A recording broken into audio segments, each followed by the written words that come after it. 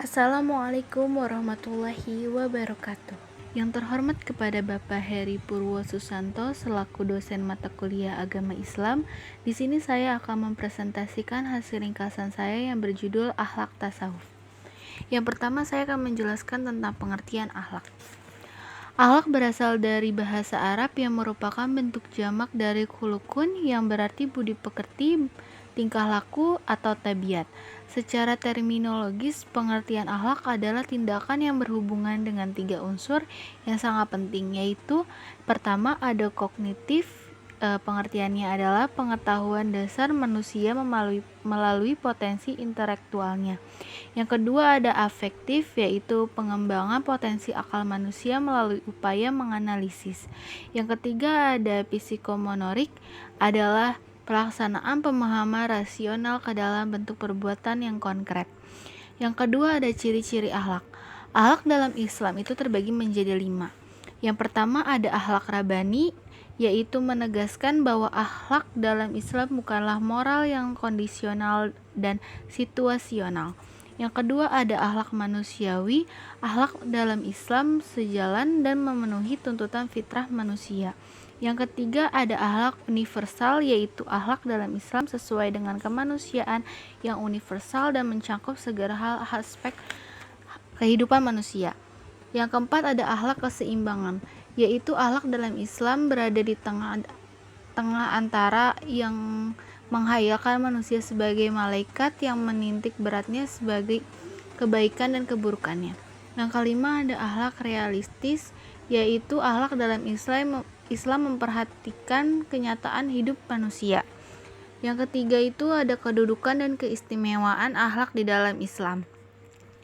Yang pertama adalah Rasulullah SAW menempatkan pengempuran akhlak yang mulia sebagai misi pokok risalah Islam. Yang kedua adalah akhlak yang baik akan memberatkan timbangan kebaikan seseorang nanti pada hari kiamat.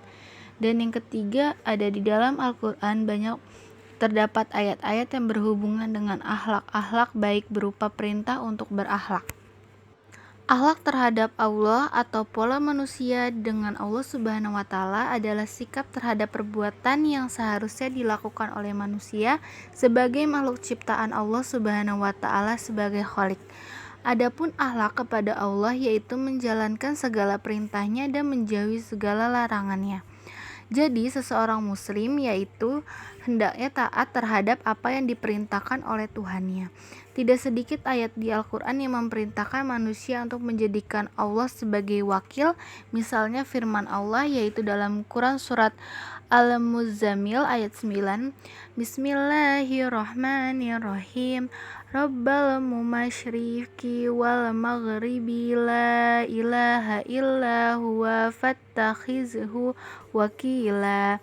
Yang artinya adalah dialah Tuhan masyrik dan maghrib, tiada Tuhan melainkan dia, maka jadikanlah Allah sebagai wakil atau pelindung. Kata wakil bisa diterjemahkan sebagai pelindung.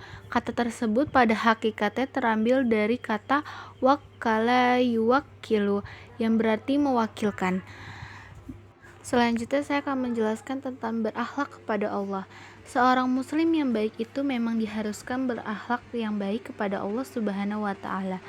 Ada 4 alasan mengapa manusia perlu berakhlak kepada Allah, yaitu 1. Allah lah yang menciptakan manusia. Dia yang menciptakan manusia dari air yang ditumpahkan keluar dari tulang punggung dan tulang rusuk. Kedua, Allah lah yang telah memberikan perlengkapan panca indera berupa pendengaran, penglihatan, akal pikiran, dan hati nurani. Yang ketiga ada Allah lah yang telah menyediakan berbagai bahan dan sarana yang diperlukan bagi keberlangsungan hidup manusia. Dan yang terakhir Allah lah yang telah memuliakan manusia dengan diberikannya kemampuan darat dan lautan. Manusia sebagai hamba Allah Subhanahu wa Ta'ala mempunyai cara-cara yang tepat untuk mendekatkan diri kepada Allah. Caranya adalah yang pertama mentauhidkan Allah, yang kedua bertakwa kepada Allah, yang ketiga beribadah kepada Allah, yang keempat taubat, yang kelima membaca Al-Quran, yang keenam ikhlas, yang ketujuh khauf dan raja, yang kedelapan adalah tawakal.